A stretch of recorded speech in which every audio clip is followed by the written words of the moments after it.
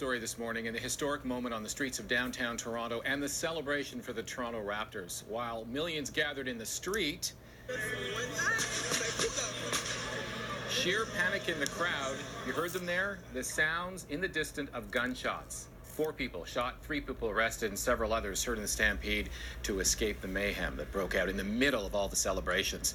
We're asking this morning, what do you do if you find yourself in a situation like that?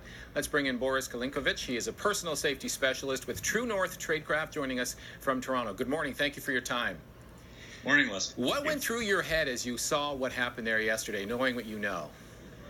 Well, it's a bad situation regardless, but now I think there's a few things that people can keep in mind that well-intentioned celebrations can really change, unfortunately. So there's a few principles to keep in mind when you attend something like that. Yeah, this is important advice because of the fact that it's a preventative tool that you have to think about before even showing up at, well, festivals here in Ottawa, for example. That's right.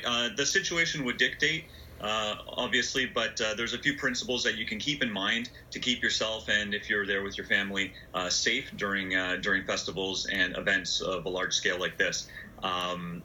One of which would be, as you attend or as you're coming to that gathering, start looking at the area around you, your environment, identifying exits and escape routes should something go wrong.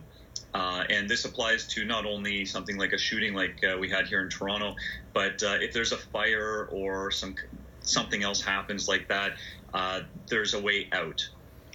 Staying near the edges of the crowds is usually a pretty good idea too. Second would be, if something happens, look for cover. Look for something that can stop a crowd of people from coming by. The clips that I've seen on TV have shown people jumping behind big posts and big signs, corners of buildings, vehicles, jersey barriers, that sort of stuff, where it will displace the flow of people as they go by and stop you from being stampeded, which would allow you to the next point, which would be to keep moving. Really? Yeah. So don't look for cover. Keep moving. Yeah. Find yourself some cover, and then once you can, continuously try and improve your situation and your positioning. So if you have a break in that crowd, or if you're able to make it to something like an exit or an alley to get out of that area, keep moving as much as you can to better position yourself the entire time, getting out of that area. And with that, usually smart to have things like shoes and clothes that will facilitate easy movement. So, wearing shoes like flip-flops or something won't exactly allow you to run very well. So that's a small thing to keep in mind as well. One thing I want to ask you is, because there was size of the crowd yesterday, and this is separate from the shooting. Sure. Parents got separated from kids. This is something that happens no matter where you go when there's a large crowd. So have that conversation with your kids. What do you do there? Well, absolutely.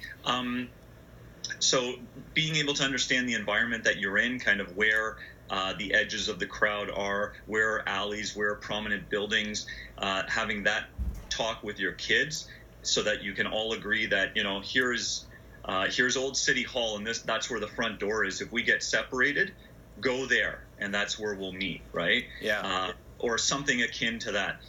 Having that conversation, having your cell phone with you, if your kids are old enough to have a cell phone and they have one, making sure that you can locate each other and get in touch with each other. So have a meeting place set up between you. Yeah, it's sad that we have to do that, but it is reality in 2019. Boris Kalinkovich, thanks for your expertise. Appreciate your time. Thank you very much. Have a good morning and stay safe. You as well.